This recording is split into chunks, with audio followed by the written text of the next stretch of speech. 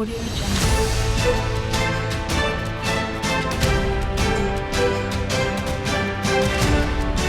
Audio Jungle.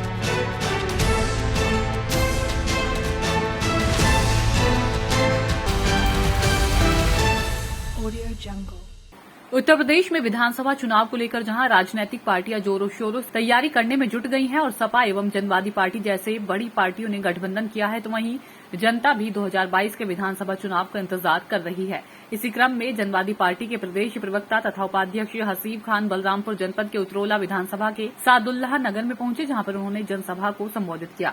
इस दौरान वहां पर भारी भीड़ दिखाई दी। लोग अपने राजनेता को देखने के लिए उमड़ पड़े, तो वहीं चौहान समाज की इस रैली में जहां पुरुषों की भीड़ दिखाई दी, तो महिलाएं भी इससे अछूती नहीं रही। दूसरी तरफ जनसभा में महिलाएं भी हसीब खान के विचारों को सुनने के लिए प्रेरित नजर आई। जनता की माने तो हसीब खान को राजनीति विरासत में नहीं मिली है, बल्कि उन्होंने अपने दम पर जनता की सेवा करके और उतरौला विधानसभा के गांव-गांव में जाकर लोगों के मुसीबतों को सुनकर जनता के दिल को जीतने का काम किया है। इसी दम पर उतरौला विधानसभा के भावी प्रत्याशी के रूप में जनता के बीच में आए हैं। हसीब खान का कहना है कि उन्होंने कोरोना काल में जो दर्द देखे हैं वह असहनीय है। अब जनता मर रही थी, जब जनता मर रही थी तो अस्पताल नहीं था खाली, जिसको लेकर उन्होंने लोगों को यहाँ से लखनऊ तक पहुँचाने का काम किया और ऑक्सीजन भी देने का काम किया था। इसके बावजूद भी हसीब खान ने और भी समाज सेवा के कार्य किए हैं। ये उतरौला विधानसभा के ही मुजहनी गांव के निवासी हैं, जहां पर उन्होंने मोबाइल वैन के माध्यम से गांव-गांव तक दवा पहुंचाने का भी काम किया है और जनता को समय पर यह दवा भी उपलब्ध कराई है। जनता के संबोधन के दौरान हसीब खान ने वर्तमान सरकार पर निशाना भी साधा। उन्होंने कहा कि उतरौला विधानसभा में सड़कों की जो स्थिति है वह कहीं कहने योग्य नहीं है। भाजपा सरकार पूर्व में यही कहती आई है कि हम सड़कों को गड्ढा मुक्त करेंगे, लेकिन यहाँ पर तो सड़क में गड्ढा ही नहीं बल्कि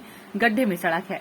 इस दौरान उन्होंने यह भी कहा कि हम जनवादी पार्टी के राष्ट्रीय अध्यक्ष डॉक्टर संजय सिंह चौहान के नेतृत्व में चौहान समाज को एकत्र करके और अखिलेश यादव की सरकार बनाएंगे और प्रदेश के विकास में कोई कोर कसर नहीं छोड़ेंगे। ऐसे में समाजवादी पार्टी एवं जनवादी पार्टी के गठबंधन होने के बाद उतरौला विधानसभा का रुख पलटता हुआ नजर आ रहा है। जहां सन 2017 में भारतीय जनता पार्टी ने जीत दर्ज की थी, तो वहीं 2022 में गठबंधन के बाद क्षेत्रीय जनता यह कयास लगा रही है कि जनवादी पार्टी के राष्ट्रीय अध्यक्ष नेतृत्व में चौहान समाज एकजुट होकर जनवादी पार्टी को मत देगा। तो वहीं उतरौला विधानसभा अल्पसंख्यक बाहुल्य भी है, जिसको लेकर हसीब खान की लोकप्रियता बढ़ी है। ऐसे में यदि पार्टी हसीब खान को प्रत्याशी बनाती है तो उनका विधायक बनना तय है।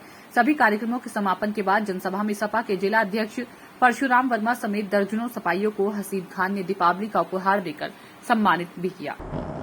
आज जो हमारा प्रोग्राम था, कार्यकर्ता सम्मेलन था, जिसमें पूरे देवीपाटन मंडल में विधानसभावार हर विधानसभा में हमारा एक कार्यक्रम हो रहा है, जिसमें हमारे कार्यकर्ता आ रहे हैं। चौहान समाज के लोगों को एकत्र किया जा रहा है कि कैसे चौहान समाज के लोगों को एकत्र करके, इकट्ठा करके माननीय अखिलेश यादव जी को मजबूत किया जाए। और डॉक्टर संजय सिंह चौहान जी का एक ही लक्ष्य है कि चौहान समाज को एकत्र करके समाजवादी पार्टी के पक्ष में मतदान कराना और माननीय अखिलेश यादव जी को मुख्यमंत्री बनाना। इसी उद्देश्य के साथ में लगातार हमारे कार्यक्रम हो रहे हैं। सिर्फ यहाँ ही नहीं, पूरे पूर्वांचल में, पूरे उत्तर प्रदेश में जहाँ जहाँ भी चौहान समाज के लोग हैं, हर जगह पे कार्यक्रम चल रहे हैं हमारे। और इस तरह से चौहान समाज भी इस तरह से अपने नेता को पसंद कर रहा है, अपने नेता के हाथों को मजबूत करने के लिए सहयोग कर रहा है कि माननीय अखिलेश यादव जी को किसी भी हाल में 2022 में मुख्यमंत्री बनाना। जैसे कि देखा जाए, आपका कार्यक्रम सादुल्लाह में लगा हुआ था जी, और हमारे हिसाब से इस क्षेत्र का सबसे बड़ा मुद्दा सड़क का है। आप देखे होंगे सड़क कितना खराब है और भाजपा 5 साल से करे गड्ढा मुक्त करेंगे सड़क को। तो जनता का जो रुझान है, इससे लग रहा है आप विधानसभा पहुँच जाएंगे, तो सड़क के मुद्दे को लेकर क्या करेंगे आप? यहाँ उतरौला विधानसभा में मुद्दे ही मुद्दे हैं। लोगों ने यहाँ पे वोट तो लिया जनता से, लेकिन काम कुछ नहीं किया।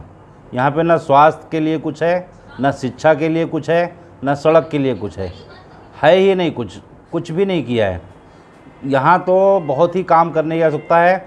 हर विषय पर जिस मुद्दे को लेके देखेंगे, बिजली के तार इतने जर्जर हैं कि तेज़ आंधी आ जाती है, 10-10 दिन लाइट चले जाते हैं। तो यहाँ तो कुछ हुआ ही नहीं है। आज बलरामपुर ज़िले में बलरामपुर ज़िला जो है उत्तर प्रदेश में इतने पिछड़े ज़िलों में क्यों है?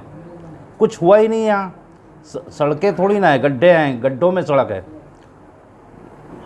बहुत कुछ करना है यहाँ पे। अगर यहाँ से मुझे यहाँ की जनता विधानसभा भेजती है तो सबसे पहले यहाँ के लोगों के लिए स्वास्थ्य, शिक्षा और सड़कों का ही इंतज़ाम करना है। हो गया, देखिए ममता बनर्जी जी ने जी के यहाँ खेला होबे कहा था उन्होंने, और खेला शुरू तो वहाँ हुआ, खेला यहाँ पे खेला हुई, यहाँ पे खूब खेला हुई और खेला जो जो लोग गुमराह कर रहे थे सबके साथ खेला होगा यहाँ, चाहे वो भाजपा हो चाहे वो ओवैसी जी हों, जो भी गुमराह कर रहे हैं जनता को। जनता बहुत समझदार है, जनता ने सब कुछ देख लिया है, अब वो बार बार काट की हांडी नहीं चढ़ती है, जनता समझ चुकी है। अच्छे दिन भी देख लिए, पेट्रोल 50 रुपये लीटर भी देख लिए, 2 करोड़ नौकरियां भी देख लिए, अच्छे दिन भी देख लिए, 15 लाख भी देख लिए, जनता सब कुछ देख चुकी है। हिंदू और मुसलमान भी देख लिए, कोरोना काल में उन्होंने देख लिया कि हिंदू मरता है तो उसको कितनी देर में जलाने के लिए मिल रहा है और मुसलमान मरता है तो कितनी देर में कब्रें खुदती हैं।